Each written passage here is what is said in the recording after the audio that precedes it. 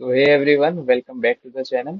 And reproductive health, क्योंकि हम लोग ने प्रीवियस जो इससे पहले वाली वीडियो थी उसमें डिस्कस किया था, आज जो हमारी वीडियो होने वाली है वो population explosion and birth control और एमटीपी के related, medical termination of pregnancy जिसे कहते हैं, उसके रिलेटेड होने वाली है। तो अ, हम लोग बात करेंगे। हम लोगों ने यहाँ पे reproductive health problems and strategies इसको डिस्कस किया था। एंड इसके मैंने आपको ये भी बताया था कि क्या क्या मेन बोर्ड एग्जाम्स में आए हुए क्वेश्चंस और कॉम्पिटिटिव एंड नीट एग्जाम्स में आए हुए क्वेश्चंस होते हैं। तो आज हम लोग जो डिस्कस करेंगे वो population explosion and birth control और मेडिकल टर्मिनेशन ऑफ प्रेगनेंसी के बारे में होने वाला है। ठीक है, तो चलिए इसको आगे अब डिस्कस करते हैं। तो देखिए, population explosion and birth control, मेरा वे वही रहेगा। जो मैं ब्लैक पेन से हाईलाइट करूंगा वो बोर्ड एग्जाम्स में आए हुए क्वेश्चंस हैं, या बोर्ड एग्जाम्स में उसके आने की प्रोबेबिलिटी या चांसेस ज्यादा है। और जो मैं हाईलाइटर से यानी कि येलो से हाईलाइट करूंगा वो नीट में आए हुए क्वेश्चंस हैं। तो देखिए, स्टार्ट करते हैं। In the last century, on all around development in various fields significantly improved the quality of life of the people. ठीक है। However, increased health facilities along with better living condition had an explosive impact on the growth of population। जैसा कि आप जानते हैं, अगर health facilities अच्छी रहेगी तो उसका क्या इम्पैक्ट आएगा, लिविंग कंडीशंस हमारी अच्छी रहेगी, जिसकी वजह से जो एक्सप्लोसिव इम्पैक्ट आ जाएगा वो ग्रोथ ऑफ पॉपुलेशन पे हो जाएगा। एक मिनट जरा रुकिएगा ये। हाँ, the world population, which was around 2 billion in 1900, rocketed to about 6 billion by 2000। देखिए, जो 2 बिलियन पॉपुलेशन थी यानी कि 200 मिलियन पॉपुलेशन 1900 में थी, वो किससे कहाँ तक जाके पहुंच गई, 6 बिलियन तक पहुंच गई 2000 तक। यानी कि जो 1000 ईयर, यानी कि नॉट 1000, यानी कि जो 100 ईयर में जो डिफरेंस आया पॉपुलेशन का वो अप्रोक्स 4 बिलियन पॉपुलेशन का आया। एंड 7.2 बिलियन इन 2011, मतलब, और ये नेक्स्ट 11 ईयर्स में वो 1.2 बिलियन और बढ़ गई। ऐसा ही सिमिलर ट्रेंड इंडिया में भी ऑब्जर्व हुआ। देखिए, ये जो लाइंस हैं ये सब तो एक जैसे थ्योरेटिकल लाइन है, ये ना बोर्ड एग्जाम्स में ज्यादा आती है और ना नीट एग्जाम्स में। Our population which was approximately 350 million at the time of our independence, यानी 1947 में जो पॉपुलेशन हमारी 350 मिलियन थी, वो एक बिलियन के मार्क यानी 2000 बिलियन के मार्क यानी 2 बिलियन जिसे कहेंगे, वहां तक पहुंच गई और क्रॉस कर गई 1.2 बिलियन 2011 में। अब देखिए, जो यहाँ पे इंपॉर्टेंट लाइन आती है वो अब स्टार्ट होती है। क्या क्या रीजन थे ऐसे जो एक्सप्लोसिव इम्पैक्ट लाए जो हमारी ग्रोथ है पॉपुलेशन की। तो देखिए, आ रैपिड डिक्लाइन इन, ठीक है, a rapid decline in death rate, maternal mortality rate, and infant mortality rate, as well as increase in number of people in reproducing age are probable reason for this। देखिए, बहुत important line है। क्या क्या, rapid decline in infant mortality rate, यानी कि जो infant जो develop होता है आफ्टर 9 मंथ के बाद, उसकी मोर्टेलिटी रेट में कमी आई। मोर्टेलिटी का यहाँ पे मतलब होता है डेथ। ठीक है। रैपिड डिक्लाइन हुआ मैटरनल मोर्टेलिटी रेट में भी। प्लस जो थर्ड एक रीजन है वो ये है कि जो number of reproducing age group है, यानी 15 टू 28 एज तक के जो ग्रुप के पीपल हैं, उनकी जो पॉपुलेशन है वो सिग्निफिकेंटली हायर होगी। ठीक है। Though our reproductive child health care programme, though we manage though we could bring down the population growth rate, it was only marginal. ठीक है। अच्छा, यहाँ पे ये एक इम्पोर्टेंट लाइन फिर से आई। अकॉर्डिंग टू 2011 सेंसस रिपोर्ट, 2011 के सेंसस रिपोर्ट के हिसाब से the population growth rate was less than 2%। याद रखिएगा इस बात को। ये एमसीक्यू के फॉर्म में पूछा जा सकता है कि 2011 के सेंसस रिपोर्ट के हिसाब से जो पॉपुलेशन ग्रोथ रेट थी वो क्या थी, लेस देन 0.2% की, लेस देन 20%। तो उसका आंसर है लेस देन 2%। ठीक है। 20/1000, देखिए 20/1000 अगर हम इंटू 100 कर देंगे तो वो 2% आंसर आ जाएगा।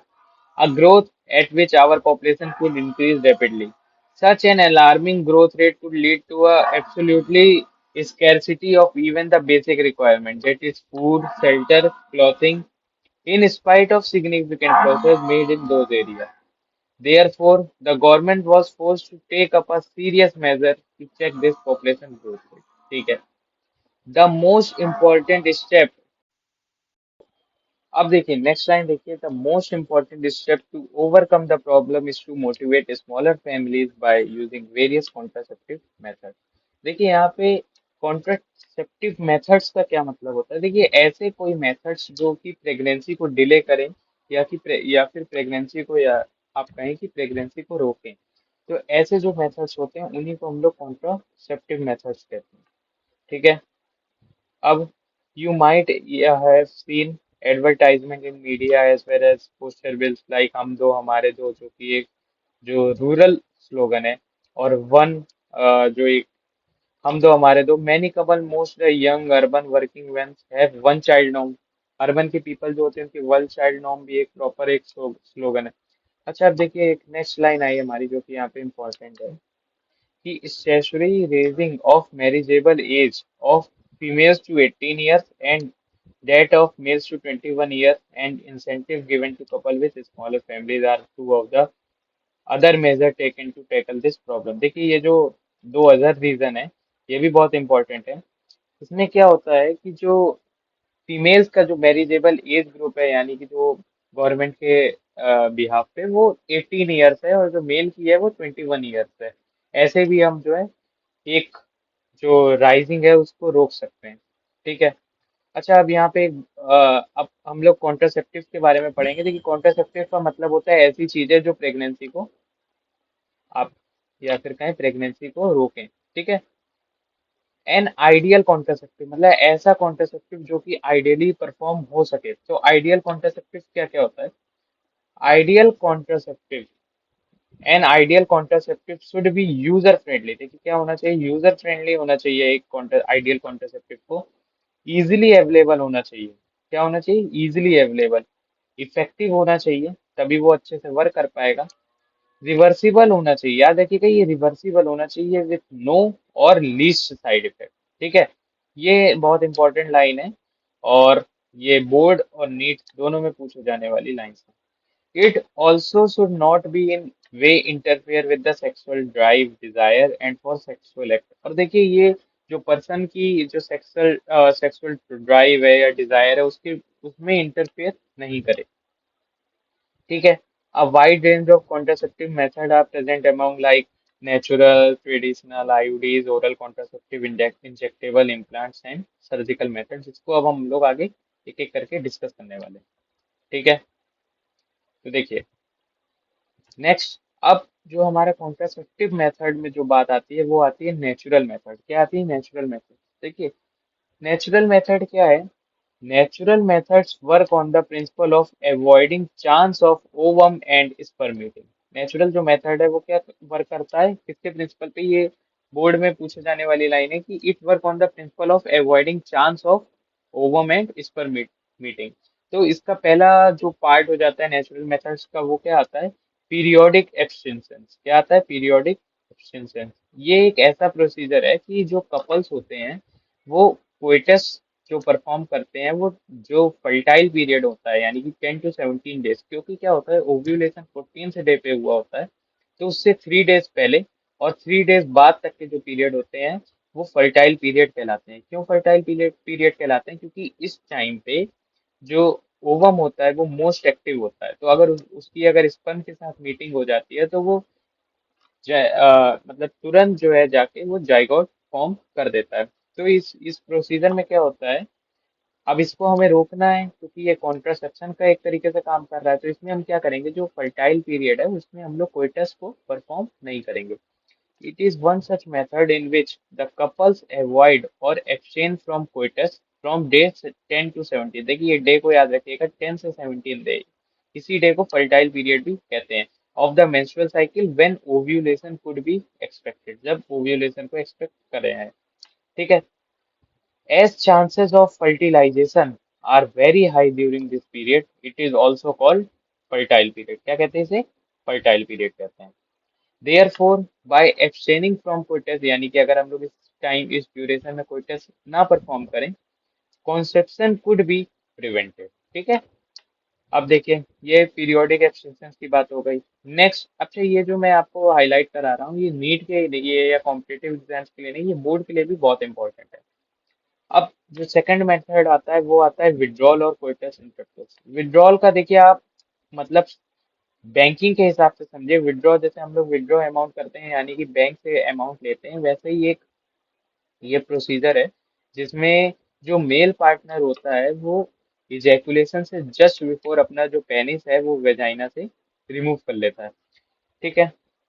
It is another method in which the male partner withdraw, ठीक है, निकाल लेता है बाहर his penis from the vagina just before ejaculation so as to avoid insemination. Insemination ना हो इससे, इसके लिए वो मेल पार्टनर अपना जो पेनिस है वो वेजाइना से विड्रॉ कर लेता है। ठीक है, ये सेकेंड मेथड हो गया। थर्ड मेथड जो आता है हमारा वो आता है लैक्टेशनल एमिनोरिया। देखिए ये बहुत फेमस मेथड है, पूछा जाता है। एमिनोरिया आप फिजिकल एजुकेशन में भी पढ़ेंगे। एमिनोरिया क्या होता है? Absence of menstruation. अच्छा, यहाँ लैक्टेशनल एमिनोरिया, लैक्टेशनल का मतलब होता है कि जो लैक्टेशन यानी कि मिल्क रिलीजिंग जो पीरियड होता है, तो यानी कि जब तक मिल्क रिलीजिंग पीरियड चलता रहता है तब तक मेंस्ट्रुएशन नहीं होता। जब तक मेंस्ट्रुएशन नहीं होगा तब तक एग रिलीज होगा नहीं, और एग रिलीज होगा नहीं तो फर्टिलाइजेशन के कोई चांसेस है नहीं। So it is absence of menstruation method is based, it is based on the fact that ovulation and therefore the cycle do not occur। देखिए menstrual cycle और ovulation दोनों इस lactational amenorrhea के जो पीरियड है वो उस ड्यूरेशन में नहीं होगी। Do not occur during the period of intense lactation, यानी कि जब तक मदर अपने चाइल्ड को ब्रेस्ट फीडिंग जब तक ना कर दे फॉलोइंग पार्टुरेशन। ठीक है। Therefore, as long as the mother breastfeed the child fully, chances of conceptions are almost nil। नील हो जाते हैं, यानी कि 0% कॉन्सेप्शन के चांसेस हो जाते हैं। इसीलिए आप लोग ने सोसाइटी में जनरली ये ऑब्जर्व किया होगा कि जो जो जो सिबलिंग्स होते हैं उनके बीच में जो गैप होता है वो कभी भी 6 मंथ के बीच का नहीं होता है, वो 9 मंथ तक का हो सकता है, क्योंकि 6 मंथ तक तो कभी कॉन्सेप्शन होगा ही नहीं अगर एक बेबी के बॉर्न होने के बाद। और जब कॉन्सेप्शन फॉर एग्जांपल 7 मंथ में भी हुआ तो उसमें भी जो गेस्टेशन पीरियड है वो उसका 9 मंथ आप जोड़ लीजिए तो 7 + 9 आपका अप्रोक्स 1 ईयर से ज्यादा निकल जाता है। However, this method had been reported to effectively only up to a maximum period of 6 months। देखिए ये बहुत इंपॉर्टेंट लाइन है, ये जो लैक्टेशनल एमिनोरिया कब तक होता है? 6 मंथ तक ये ऑब्जर्व होता है। ठीक है। अच्छा, कई बार ये क्वेश्चन 2 इयर्स तक भी आ सकता है। देखिए मदर जो ब्रेस्ट फीडिंग करती है वो तो 2 इयर्स तक करती है, लेकिन जो इसमें लैक्टेशनल एमिनोरिया है वो अप्रोक्स 6 मंथ तक ही होता है, क्योंकि इस टाइम पे इंटेंस लैक्टेशन हो रहा होता है। एस अब देखिए इस जो ये जो नेचुरल मेथड है इसका बेनिफिट क्या है? क्योंकि यहाँ पे कोई मेडिसिन या डिवाइस यूज हो नहीं रही है, ये एक नेचुरली मेथड है स्पर्म और ओवम की मीटिंग को प्रिवेंट करने का। सो जो साइड इफेक्ट्स होते हैं इसमें वो अप्रोक्स नील होते हैं, मतलब 0% इसके साइड इफेक्ट्स होते हैं। तो लेकिन इसका डिसएडवांटेज ये है कि इसमें जो चांसेस ऑफ फेलियर है वो बहुत हाई होता है। अच्छा, इसमें क्वेश्चन आ सकता है आपका एमसीक्यू में कि ऐसे कौन कौन से मेथड्स होते हैं जिसमें जो चांसेस ऑफ फेलियर है वो बहुत हाई होता है। तो देखिए ऐसे नेचुरल मेथड्स ही होते हैं, यानी कि कोइटस इंटरप्टस हो गया है ना, जिसे विड्रॉल मेथड भी कहते हैं, और लैक्टेशनल एमिनोरिया हो गया। ठीक है। अब ये हमारा यहाँ पे नेचुरल मेथड फिनिश हुआ। अब हम लोग जो नेक्स्ट मेथड पे आ रहे हैं वो है बैरियर मेथड। देखिए बैरियर आप ऐसे समझ जाइए, बैरियर मेथड का मतलब है कोई ऐसा बैरियर लगाना जिससे ओवम और स्पर्म की फिजिकली मीटिंग नहीं हो पाए। तो इन barrier methods ovum and sperms are prevented from physically meeting with the help of barrier. ठीक है, ये मैंने आपको बताया। Such methods are available for both males and females. Males और फीमेल दोनों के लिए ये अवेलेबल है। पहला जो मेथड है इसका, जो बैरियर मेथड है वो आ जाता है हमारा कॉन्डोम्स। क्या आ जाता है? कॉन्डोम्स। तो कॉन्डम्स क्या होते हैं? Condoms are the barrier made up of thin rubber latex sheet, यानी कि पतला जो एक थिन रबर लेटेक्स शीट का बना होता है, that are used to cover the penis in the male।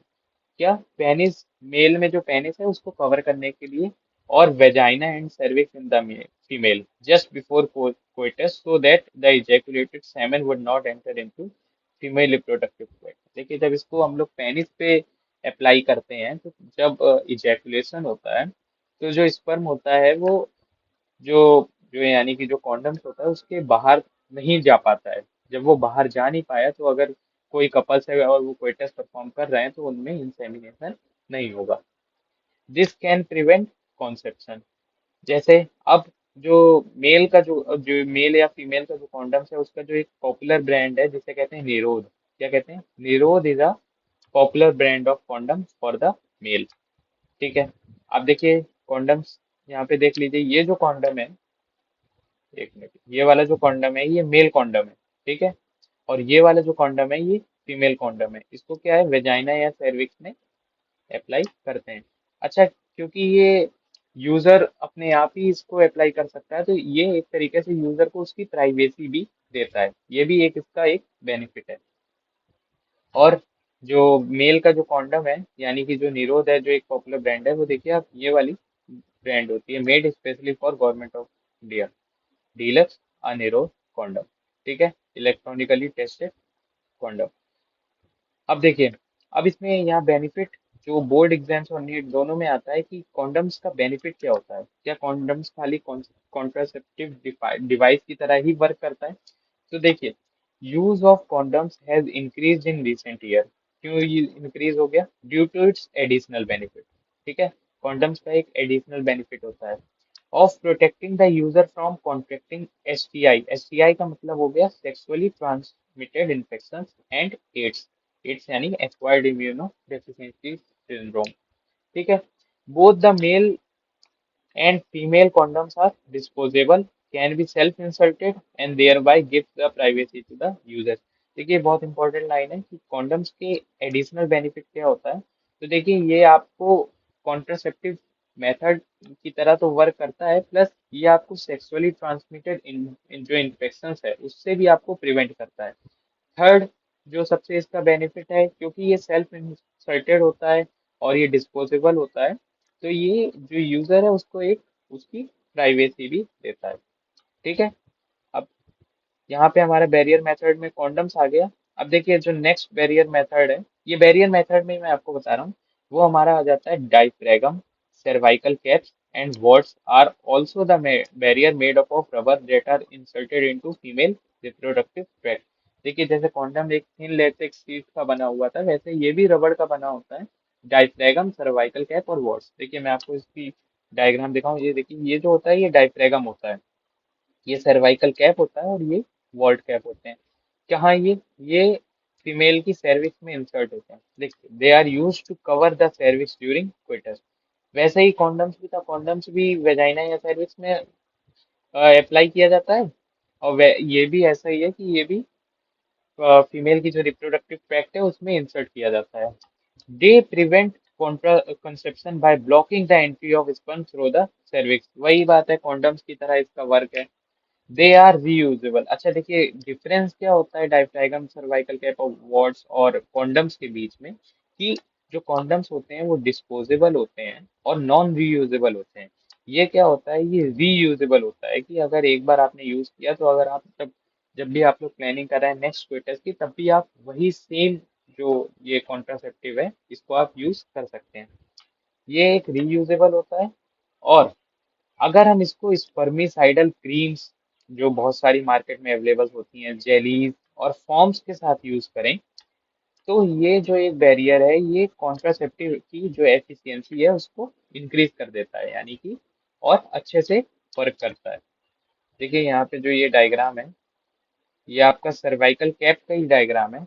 और ये फीमेल की वेजाइना है और ये यहाँ पे सर्विक्स है। यहाँ पे ये जो सर्वाइकल कैप है ये इंसर्ट होता है। ठीक है। अब देखिए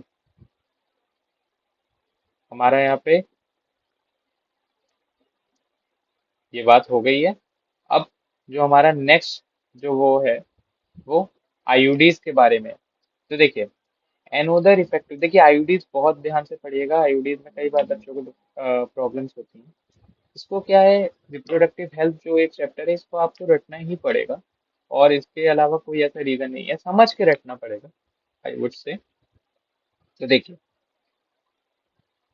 हाँ, तो another effective and popular method is the use of intra uterine device that is known as IUD. ठीक है, एक पॉपुलर मेथड है जिसको क्या कहते हैं, इंट्रा यूट्राइन डिवाइस आईयूडी। कई बार इसकी डेफिनेशन ही पूछ ली जाती है, यानी फुल फॉर्म पूछ ली जाती है, इंट्रा यूट्राइन डिवाइस आईयूडी। कई बार इंटर यूट्राइन डिवाइस लिख दिया जाता है, तो इसको आपको ध्यान रखना है, ये इंट्रा यूट्राइन डिवाइस है। अब आप इसके नाम से समझ जाइए, इंट्रा मतलब यूट्रस के अंदर इसको इंसर्ट किया जाएगा।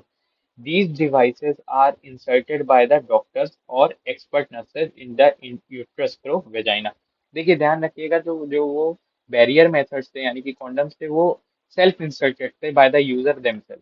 हाउएवर जो ये आईयूडी है, वो डॉक्टर या एक्सपर्ट नर्स के वाया इंसर्ट होगी in the uterus through the vagina. These IUD are presently available as non-medicated IUD यानी लिपल्स। देखिए याद रखिएगा इस बात को, ये जो एग्जांपल्स हैं ये बहुत इंपॉर्टेंट है। नॉन मेडिकेटेड, देखिए ये जो आईयूडीज है इसको 3 पार्ट्स में डिवाइड किया गया है। पहला जो पार्ट है वो नॉन मेडिकेटेड आईयूडी होता है, यानी कि लिपल्स लूप। जो सेकंड पार्ट है वो कॉपर रिलीजिंग आईयूडी होता है, यानी कि कॉपर टी, कॉपर 7 और मल्टीलोड 375, जो कि एनसीईआरटी में लिखा हुआ है। जो थर्ड जो आईयूडी होता है वो हार्मोन रिलीजिंग आईयूडी होता है, जिसके एग्जांपल्स होते हैं LNG-20 और प्रोजेस्टा। ठीक है, तो यहाँ पे इन्होंने एनसीईआरटी ने वही लाइन लिख रखी है, लेकिन कई बार इसमें बहुत कंफ्यूजन हो जाती है। तो आप क्या करिएगा, आप आईयूडीज लिख के उसमें 3 कॉलम्स बनाइएगा। जो फर्स्ट कॉलम होगा वो नॉन मेडिकेटेड आईयूडी होगा, जो सेकंड कॉलम होगा वो कॉपर रिलीजिंग आईयूडी है, और जो थर्ड कॉलम है वो हार्मोन रिलीजिंग आईयूडी है। जो नॉन मेडिकेटेड आईयूडी है, आप उसमें एग्जाम्पल लिखिए लिपल्स लूप। जो कॉपर रिलीजिंग आईयूडी है, आप उसमें एग्जांपल लिखिए copper T, copper 7 and Multiload 375। देखिए कॉपर को कॉपर से आप पहचान जाइए। हाँ, आपको बस इसमें याद क्या है, मल्टीलोड 375 एक एडिशनल याद करना पड़ेगा, जो कि बहुत इंपॉर्टेंट है। और जो हार्मोन रिलीजिंग आईयूडी आईयूडी है वो है LNG-20 और प्रोजेस्टा सर्ट। देखिए इन्होंने वही बात कही है। अभी आप इसको कॉलम बनाइए, मैं अभी इसकी एक एक करके सबकी डेफिनेशन भी आपको लिखवाऊंगा, जिससे आपको इजी मेथड में याद हो जाएगी। Copper releasing IUD, copper releasing IUD कौन सी, कॉपर टी, कॉपर 7 और मल्टीलोड 375। ठीक है, ये हमारी कॉपर रिलीजिंग आईयूडी हो गई।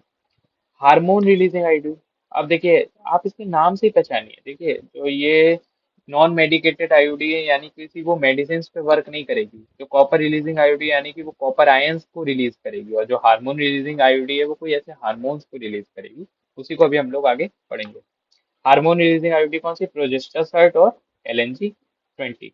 तो देखिए, अब आपने जो यहाँ पे नॉन मेडिकेटेड आईयूडी यानी कि लिपल्स लूप के बारे में लिखा था, अब आप उसकी डेफिनेशन नीचे लिखते, it act as a phagocytosis of sperm. जो लिपल्स लूप है वो क्या करता है, फेगोसाइट कर देता है स्पर्म को।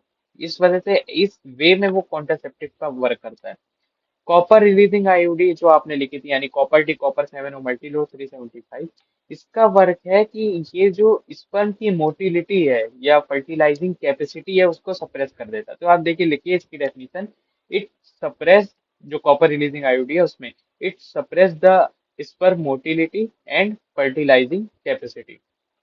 और जो हार्मोन रिलीजिंग आईयूडी है, जो कि आपने थर्ड कॉलम बनाया था LNG-20 वाला, उसमें आप लिखिए, it act by preventing the ovulation and menstrual cycle. ठीक है, देखिए जो हार्मोन रिलीजिंग आईयूडी है, it makes and it also makes the uterus, लिखिएगा, it also makes the uterus unsuitable for implantation. क्या, it also makes the uterus unsuitable for implantation. देखिए अब आपने ये कॉलम बना के लिख लिया। अब आप जब एनसीईआरटी पढ़ेंगे तो ये अब आपके लिए बहुत इजी हो जाएगा। IUDs increase phagocytosis of sperm. NCERT ने ये मेंशन नहीं किया है यहाँ पे कि लिपल्स लूप ही फेगोसाइटोसिस करती है, बट अगर हम लोग इसको डीप नॉलेज में देखेंगे तो जो लिपल्स लूप है यानी नॉन मेडिकेटेड आईयूडी है, वही फेगोसाइटोसिस का वर्क करती है विद इन द यूट्रस।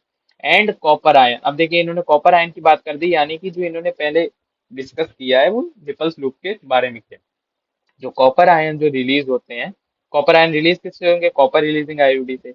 ये सप्रेस कर देते हैं sperm motility and fertilising capacity of sperm. देखिए जब ये यूट्रस में इंसर्ट रहती है आईयूडी, और जब ये कॉपर आयंस को रिलीज करती है, तो जो स्पर्म सर्विक्स तक या वेजाइना तक आए, तो जब वो कॉपर आयन से फ्यूज करे तो जो उनकी फर्टिलाइजिंग कैपेसिटी है वो ऑलरेडी बहुत ज्यादा सप्रेस हो गई। और जब फर्टिलाइजिंग कैपेसिटी ही सप्रेस हो गई, तो जब वो एम्पुला रीजन तक आते आते वो एकदम ऑलमोस्ट डिस्ट्रॉय हो गए, या फिर उनकी जो फर्टिलाइजिंग कैपेसिटी है यानी कि वो एकदम फ्रेजाइल हो गए। ठीक है, फर्टिलाइजिंग कैपेसिटी को सप्रेस कर देता है। हार्मोन रिलीजिंग आईयूडी जो है, it makes the uterus unsuitable for implantation. देखिए याद रखिएगा, हार्मोन रिलीजिंग आईयूडी का, it make the uterus unsuitable for implantation. ये जो यूट्रस की जो लेयर है यानी जो डेसिडुआ बेसिलस होती है, जब ये इम्प्लांटेशन के लिए ये एकदम अनसुटेबल ही कर देगा। जब इम्प्लांटेशन ही नहीं होगा तो गेस्टेशन पीरियड भी नहीं होगा, और उसके बाद पार्टिशन तो होगा ही नहीं।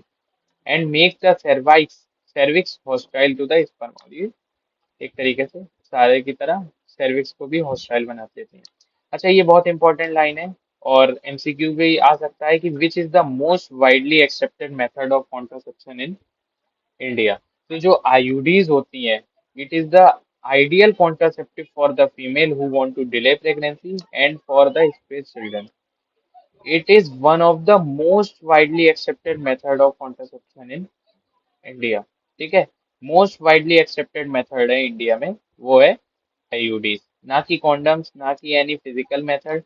IUDs are the one of the most widely accepted and the most widely used method in India. ठीक है, अब देखिए आईयूडीज के मैंने यहाँ पे डायग्राम्स भी लिखे हैं।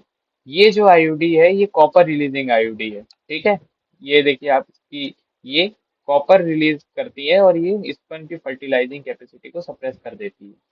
ये जो आपकी आईयूडी है ये लिपेल्स लूप है। क्या है ये? लिपेल्स लूप। ये क्या करती है? फेगोसाइड कर देती है स्पर्म को। और ये जो आईयूडीज हैं आपकी, ये हार्मोन रिलीजिंग आईयूडीज हैं, यानी कि प्रोजेस्टेरोन और LNG-20। ठीक है, अब एनसीईआरटी में केवल और केवल कॉपर टी के बारे में लिखा है, यानी कि कॉपर रिलीजिंग जो आईयूडी है, यानी कि ये वाली है। अब जो नेक्स्ट हमारा जो कॉन्ट्रासेप्शन का मेथड है, वो है हमारा ओरल एडमिनिस्ट्रेशन, यानी कि पिल्स के फॉर्म में जो हम लोग चीजें लेते हैं वो। तो देखिए, oral administration of small doses of either progesterone. देखिए यहाँ प्रोजेस्टेरोन नहीं है हार्मोन, याद रखिएगा, यहाँ प्रोजेस्टेरोन हार्मोन की बात बारे में डिस्कस किया है, या फिर प्रोजेस्टेरोन या एस्ट्रोजन का कॉम्बिनेशन एक कॉन्ट्रासेप्टिव मेथड की तरह वर्क कर सकता है। तो देखिए, ये भी क्वेश्चन आ सकता है कि जो पिल्स होती हैं उसमें कौन सा हार्मोन होता है, तो वो आपका प्रोजेस्टेरोन या फिर combination of progesterone and estrogen होता है। They are used in the form of tablets and are popularly called as pills। क्योंकि ये टेबलेट्स की फॉर्म में यूज होते हैं तो इसीलिए इसको पॉपुलरली पिल्स भी कहा जाता है। It have to be taken daily for a period of 21 days. देखिए ये 21 डेज के लिए डेली टेक की जाती हैं, starting from the first 5 days of menstrual cycle. ठीक है, first 5 days of menstrual cycle के स्टार्टिंग से ये 21 डेज के लिए टेक की जाती हैं, और ये 7 डेज के गैप के बाद जब मेंस्ट्रुएशन हो रहा होता है तो ये फिर से अपनी जो साइकिल है, यानी कि जो इनकी टेकिंग की जो साइकिल है, यानी कि जो डोजेस लेने की, वो फिर से स्टार्ट हो जाती है और रिपीट कर दी जाती है इन द सेम पैटर्न। ठीक है, after a gap of 7 days during which menstruation occur, it has to be repeated in the same pattern till the female desire to prevent conception. अच्छा, अब देखिए ये और ओरल और एडमिनिस्ट्रेशन है, इसका वर्क क्या होता है, ये किस पे काम करती है, किस प्रोसीजर पे, तो ये they inhibit ovulation and implantation. देखिए बहुत इंपॉर्टेंट लाइन है, ओरल कॉन्ट्रासेप्टिव क्या करता है, it inhibit ovulation and implantation as well as alter the quality of cervical mucus to prevent या retard the entry of sperm. तो याद रखिएगा, ये जो है, जो ओरल एडमिनिस्ट्रेशन है, ये एक तरीके से हार्मोन रिलीजिंग आईयूडी की तरह ही वर्क करता है। ये इनहिबिट कर देता है ओव्यूलेशन और इम्प्लांटेशन को। अच्छा, pills are very effective with lesser lesser side effect. देखिए इसमें साइड इफेक्ट्स क्योंकि बहुत कम होते हैं पिल्स में, इसलिए इसलिए ये और सारे मेथड्स के कंपेयर में ये काफी इफेक्टिव है, as well as well accepted by the females. अच्छा, इसमें जो इन्होंने पिल्स की जो एनसीईआरटी ने एक डिस्कस किया है, वो सहेली, जो कि एक नॉन स्टेरॉइडल पिल है, उसके बारे में डिस्कस किया है। तो देखिए सहेली, the new oral contraceptive for the female contains a non steroidal. याद रखिएगा ये नॉन स्टेरॉइडल प्रिपरेशन है, और ये वंस अ वीक पिल है। ये 21 डेज की तरह पिल नहीं है कि आप 7 डेज की मेंस्ट्रुअल साइकिल के बाद इसे रिपीट कर रहे हैं। ये वंस अ वीक पिल है with very few side effects and high contraceptive value. Side effect इसके बहुत कम होते हैं और कॉन्ट्रासेप्टिव वैल्यू की बहुत ज्यादा होती है। ठीक है, अब इन्होंने वही बात करी है कि जैसे अगर हम लोग टेबलेट्स के फॉर्म में या कि यानी मतलब जो पिल्स लेते हैं, अगर हम इसको एक तरीके से हमारी बॉडी में ही ऑटोमेटिकली इम्प्लांट करा दें, तो भी क्या इसका वही वर्क होगा? तो देखिए इन्होंने यही बात कही एनसीईआरटी ने, प्रोजेस्टेरोन अलोन और in combination with estrogen can be used by female to as an injection और implant under the skin. Their mode of action is similar to that of pills, pills की तरह ही work करती है, लेकिन जो इनका effective period है वो पिल्स के कंपेयर में काफी लॉन्गर है। ठीक है। Administration of progesterone estrogen combination within 72 hour of coitus, देखिए ये बहुत इंपॉर्टेंट लाइन है। अगर प्रोजेस्टेरोन या प्रोजेस्टेरोन एस्ट्रोजन का जो कॉम्बिनेशन, जो यानी कि जो आईयूडी है, अगर वो 72 आवर ऑफ कोइटस के बाद, यानी कि during any sex related crime यानी रेप्स के टाइम पे, ये इमरजेंसी कॉन्ट्रासेप्टिव की तरह वर्क करता है। ड्यूरिंग रेप अगर इसे 72 आवर ऑफ कोइटस के विद इन ये आईयूडीज को या इम्प्लांट की तरह इसे अगर वर्क करा दिया जाए, तो एक ये इमरजेंसी कॉन्ट्रासेप्टिव में एक अच्छी एक कॉन्ट्रासेप्टिव एफिशिएंसी लाती है। 72 hours of coitus have been found to be very effective as an emergency contraceptive, as they could be used to avoid possible pregnancy due to any rape और casual unprotected intercourse। देखिए ये question आ सकता है कि emergency contraceptive कब तक की क्या ड्यूरेशन होती है, तो उसकी 72 आवर्स ऑफ कोइटस होती है, यानी 72 आवर्स ऑफ कोइटस, ध्यान रखिएगा ये बात। देखिए जो इम्प्लांट होती है वो कहाँ पे होता है, यहाँ पे आपके जो आपकी हैंड्स हैं उसके शोल्डर्स के पास इसको इम्प्लांट कराया जाता है। और ये जो जैसे मैंने आपको यहाँ पे एक मेडिसिन दिया है प्रोजेस्ट्रा, ये एक पॉपुलरली यूज प्रोजेस्ट्रोजन की जो मेडिसिन है जो वुमेन्स के द्वारा टेक की जाती हैं। ठीक है। अब जो हमारा नेक्स्ट मेथड आ जाता है वो आ जाता है सर्जिकल मेथड। ये बहुत इंपॉर्टेंट मेथड है एंड ये आपने टेंथ टेंथ क्लास में भी आपने इसको पढ़ा होगा।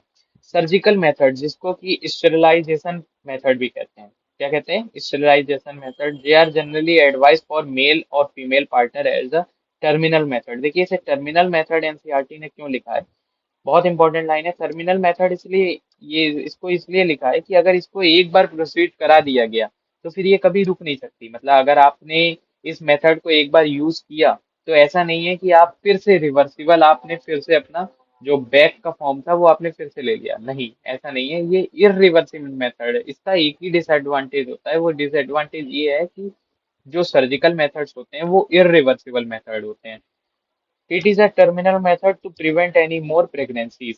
सर्जिकल मेथड क्या करते हैं, अब देखिए ये किस प्रिंसिपल पे वर्क करते हैं, ये ब्लॉक करते हैं गैमीट के ट्रांसपोर्ट को, गैमीट के प्रोडक्शन को ये ब्लॉक नहीं करते। यानी कि अगर किसी ने सर्जिकल मेथड अप्लाई किया है तो ऐसा नहीं है कि उसके अंदर मेल में स्पर्मेटोजेनेसिस नहीं होगा या फिर फीमेल में oogenesis नहीं होगा। देखिए स्पर्म और ओवम वो तो आपके अपने पास रहे और वो स्पर्म प्रोडक्शन और ओवम प्रोडक्शंस भी करेंगे, लेकिन क्या है जो आपने जो उसका पाथ है, यानी कि जैसे स्पर्म का पाथ है कि भाई वास डिफरेंस से होते हुए यूरेथ्रा होते हुए पेनिस से एजेक्ट होना, जो आपने जो उसका पाथ है उसको आपने कट कर दिया है।